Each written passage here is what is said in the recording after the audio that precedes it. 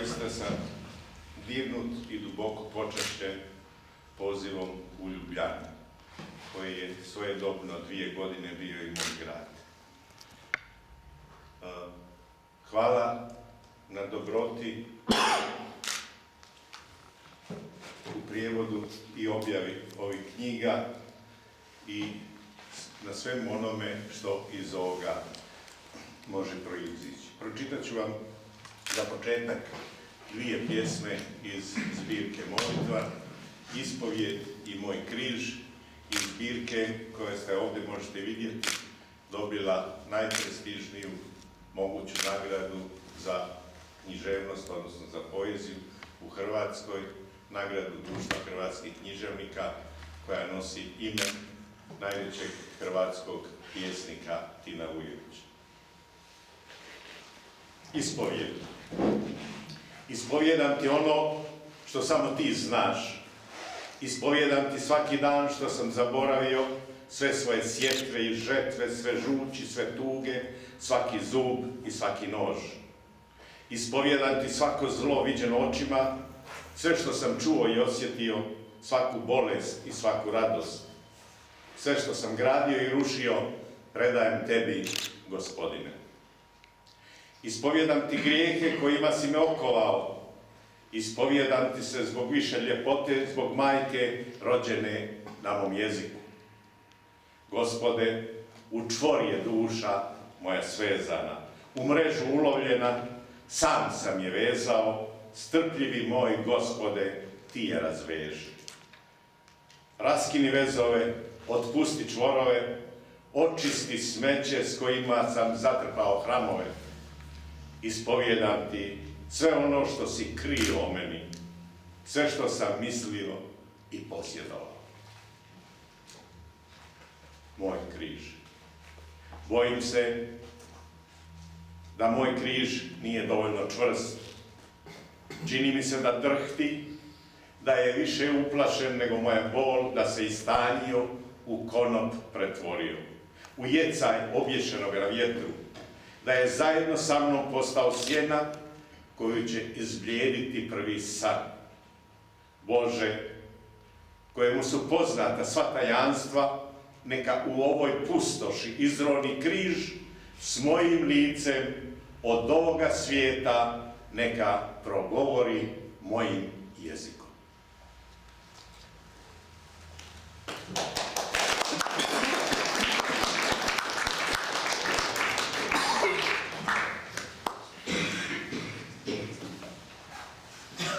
Spoved. Izpovedujem ti tisto, kar samo ti veš. Izpovedujem ti vsak dan, kar sem pozabil. Vse svoje setve in žetve, vso žolčnosti in vse žalosti, vsak zob in vsak nož.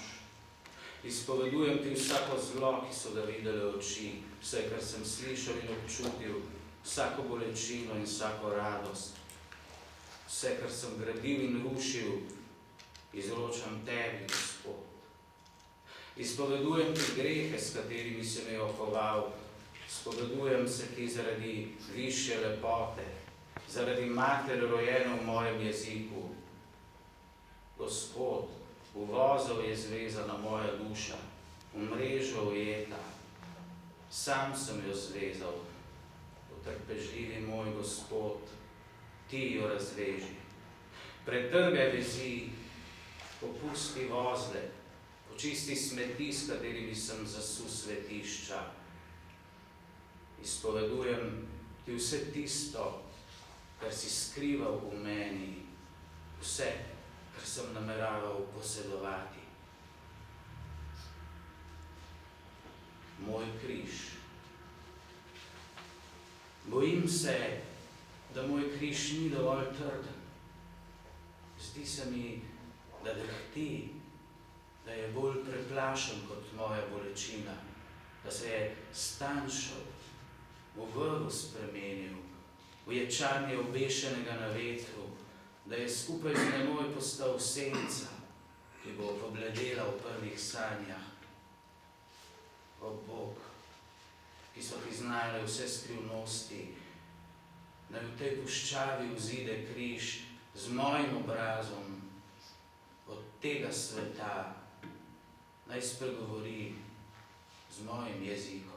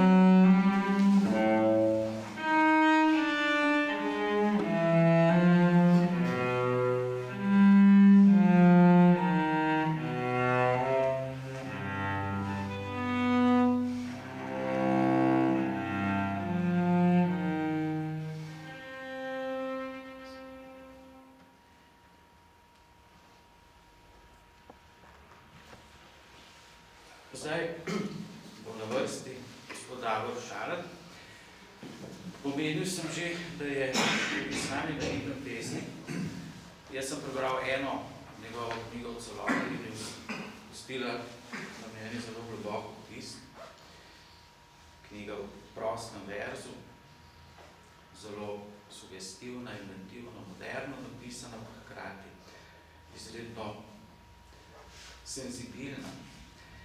Ima pa ta knjiga tudi za tele dni, ki so sedaj izredno aktualen naslov. Naslov je namreč Tolmačenje zime. Zdaj, v teh dneh hude zime nas seveda zanima, kaj je pravzaprav se zgodilo, da je zima letos tako huda. In sad, kako bi ti protolmačil?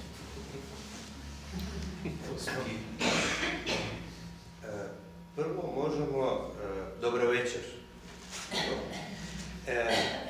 S jedne strane, moja poezija dosta voli slike iz vanjskog svijeta, ne toliko koliko Tomislavova, ali također. I duhovne stvarnosti nastoji izraziti sa, recimo, prirodom i sa godišnjim dobom. Dakle, godišnja doba su na neki način i godišnja doba naše nutrine i našeg života. Tako da tumačenje zime s jedne strane govori o ljepoti stvorenoga svijeta, prirodi, svemu što je oko nas, a s druge strane govori o onome gdje se naš duh lijepo uklapa u cijeli taj svemir kojeg je, kako vjerujemo, stvorio Bog, stvoritelj. I zapravo ta knjiga u sebi ima tu unutarnju dinamiku koja prolazi kroz, da tako kažem, različita godišnja doba, a posebno se zaustavila na zimu. Hvala. Sad te zamolio da prečitaš, odnosno nacrtaš jedan portret našeg današnjeg gosta.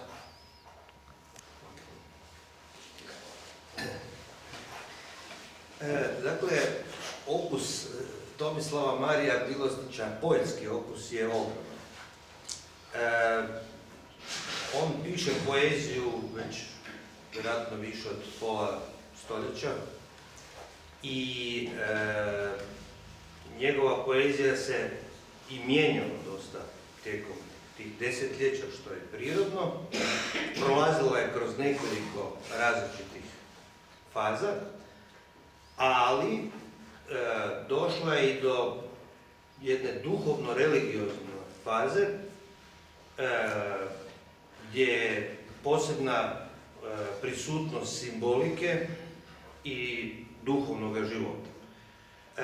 To je posebno dakako vidljivo u ovoj knjizi Molitve, koja je 2010. godine dobila, dakle, nagradu između svih knjiga hrvatske poezije, nagradu Tin Ujević, što pokazuje da je zapravo poezija duhovno-religioznog tipa se vratila u dominantnu struju hrvatskog suvremenog pjesništva.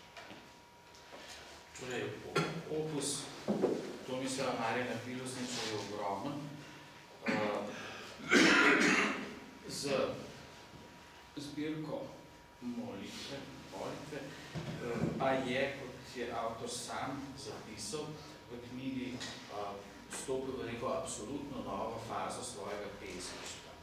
Vendar to pesništvo je sicer absolutno novo po svojem, kako bi rekel, zunanje vidnem krščanskem obeležju, je pa hkrati nadgradnja zelo bogatega, dolgoletnega pesniškega dela in umetnosti. Nagrada je dobila, mislim, da je koliko 9. Nagrado Timujević, ki je pač najvišje priznanje hrvaško za poezijo, ki se podeljuje za, torej v izbor prihajajo prav vse knjige, to ni žanrska nagrada, ampak nagrada za poezijo nasploh. In najbrž ta uspeh eksplicitno religiozne poezije predstavlja precejšno izjemo, precejšno presenečenje, tudi lahko rečem.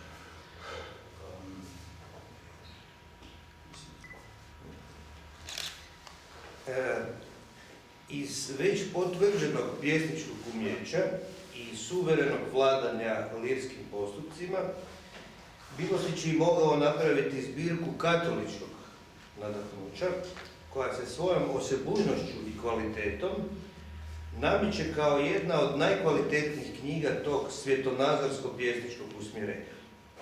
A ta se osebujnost sastoji od uravnoteženosti tradicijskih toposa i originalne metaforičnosti, univerzalne vjere i njezina jedinstvenog proživljavanja, poezije kao autonomne ljudske djelatnosti i duhovno-egzistencijalnog iskustva. Ravno iz že potrjene pesniškega znanja in suverenega obvladovanja lirskih postopkov je Milosnić sploh lahko napravil zbirko katoliškega navdiha, ki se svojo posebnostjo in kvaliteto pravzaprav usiljuje kot ena od najkvalitetnejših knjig takšnega svetovno-nazorsko-pesniškega toka oziroma usmeritve.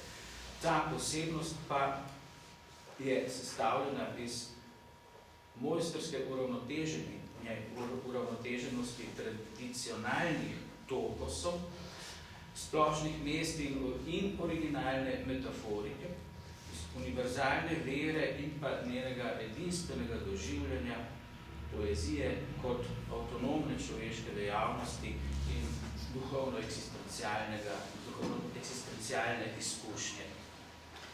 Milosnić je spomenute opreke uravnotežio sigurnim poetskim izričajem u kojem se sjedinjuje subjektivno i objektivno, te u kojoj se u jednakoj mjeri stoji pjesnički pred tekstom, a molitveno pred Bogom. Iz tog objedinjavanja prolazi i osebujna stilizacija njegovih pjesama. One su diskretnije u figurativnom smislu od dotadašnjeg Milosnićevog prosjeka, jer im je duhovno-religiozna nakana s naglašenjem meditativnošću jednako važna kao i ona estetska.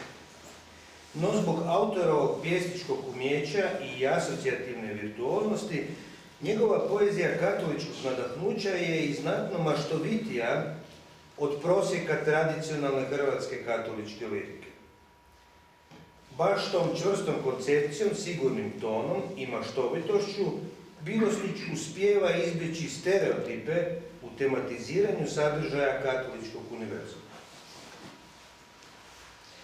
Milosnić je omenjena nasprotja uravnotežil z zanesljivim poetskim izrekanjem, v katerem lirski jaz in nadjaz stopata, skupaj se zlivata, kjer subjektivno in objektivno stojita pesniško pred tekstom, molitveno pa pred Bogom. Iz tega spajanja dvostranske usmeritve teh pesmi izhaja tudi njihova posebna stiliziranost. Te pesmi so diskretnejše v figurativnem smislu od dotedanjega povprečja Milosničevih pesmi, zato ker jim je zanje duhovno-religiozna namera za poudarjeno meditativnostjo in konfesionalnostjo enako pomembna, kako tudi tista povsem estetska. Zaradi avtorjeve pesniške umetnosti, pesniškega znanja in asociativne virtuoznosti je njegova poezija katoliškega navdiha bistveno bolj domišljijsko bogata v tematizaciji splošnih mest in osebnih izkušenj, kot pa je tradicionalna hrvaška katoliška lirika nasploh povprečno. Prav s to čvrsto koncepcijo, z zanesljivim tonom in domišljijskim bogastvom Milosniču uspeva, da se izogiba stereotipom pri tematiziranju vsebin katoliškega univerzuma. Milosnič izstopa kot jasno profilirana pesniška osebnost, ki ne deducira iz književnosti katoliškega navdiha, temveč to književnost v sebi svojimi pesmimi na novo gradi. Zanimljivo je da u tome prepletu duhovnosti i poezije Milosnić uspijeva obuhvatiti čitav kozmos. Svaka nebeska stvarnost njemu je konkretizirana, a svaka zemaljska oduhovljena. U sebi uzrasla u Bogom grožen svijet. Nema situacije, koliko god ona tragična bila, koju on ne bi mogao postaviti u perspektivu vječnosti, u povijest spasenja koja čovjeka iz vremenitosti i tragičnih gubitaka uključuje u čudesnu preobrazbu koju je prošao sam Bog utjelovljen u Isusu Kristu. Milosničeva duhovnost i njegova duhovno-religiozna poezija u najvećoj su kušnji upravo pri nastojanju da se krajnje egzistencijalne situacije, najteže životno stradanja, mogu osmisliti kao spasenski, a ne kao propasni događaj. No takve gotovo oksimoronske opreke našem pjesniku daju osobitu prigodu da u njih ugradi svoje duboko intenzivno životno iskustvo i mudrost, pjesničko nadahnuće i vještinu. Zanimivo je, da v tem prepletu duhovnosti in poezije Milosniču uspeva zaobjeti celoten kozmos. Vsaka nebeška resničnost, stvarnost je pri njem konkretizirana, vsaka zemeljska pa oduhovljena. V sami sebi zrasla v svet prežet za Bogom. Ni situacije, pa naj bo še tako tragična, ki bi je ne mogel postaviti v perspektivo večnosti, v odrešensko zgodovino, ki človeka iz časnosti in tragičnih izgub vključuje v čudežno preobrazbo, skozi katero je prišel tudi sam Bog, utelešen v Jezusu Kristusu. Milosničeva duhovnost in njegova duhovno-religiozna poezija sta na največji preizkušnji prav pri prizadevanju, da bi skrajne eksistencialne situacije, najtežje življenjske udarce, mogla osmisliti kot odrešenske, ne pa kot pogubne dogodke. A takšna pravzaprav oksimoronska nasprotja našemu pesniku dajo še posebno priložnost, da v njih ugradi svojo globoko in intenzivno življenjsko izkušnjo in modrost, pesniški navdih in veščino. U Milosničevoj poeziji, ako se tako može reći, na dobitku je i poezija i teologija. Misterij objavljena, a ipak neizreciva Boga, kao da nam biva najbliži baš u pjesničkom govoru, koji se strsi čak i u teološkom smislu, približiti toj bliskoj, a nedokučivoj tajni. No baš zbog te, kako kaže Hugo Friedrich, abnormalne nakane poezije da izreče neizrecivo, Milosničevo pjesništvo zadobiva intenzivan izražajan napon, dalek svakoj vjerskoj dekorativnosti. Ono tako probija okvire standardne konfesionalne poezije i promeće se u punokrvno pjesništvo kao takvo. Sve je to osobito vidljivo u duljoj pjesmi Kornatska molitva. U njoj se tematizira tragedija vatrogasaca na otoku Kornatu, odnosno iznutra, iz Božje perspektive i snage, duhovno se uskrisuju i spašavaju tragično izgubljeni mladi životi. Sveto Bilosnić pjesnički uspijeva izraziti originalnim pomicanjem značenja standardnih, okamenjenih sintagmi, s istodobnim naslanjanjem na najbolju hrvatsku pjesničku tradiciju, onu Tina Ujevića. Citiram samo jedan stih: O Bože koji si vatra iznad svih, koji si zapaljena mudrost, lomača na mome slabome tijelu. V teh primerih sta, če lahko tako rečemo, pridobivata, če lahko tako rečemo, tako poezija kot misterij razodetega in vendarle neizrekljivega Boga, se zdi, kot da nam je najbližji ravno v tisti pesniški govorici, ki si prizadeva, da bi celo v teološkem smislu prišla blizu tej bližnji, a vendarle nedomljivi skrivnosti. Prav zaradi te, kot pravi Hugo Friedrich, abnormalne namere poezije, da bi izrekla neizrekljivo, dobiva Bilosničevo pesništvo intenziven izrazni napon, ki je daleč od vsakršne verske dekorativnosti. Na ta način prebija okvire standardne konfesionalne poezije in se pretvarja v polnokrvno pesništvo. Vse to je še zlasti vidno v daljši pesmi Kornatska molitev.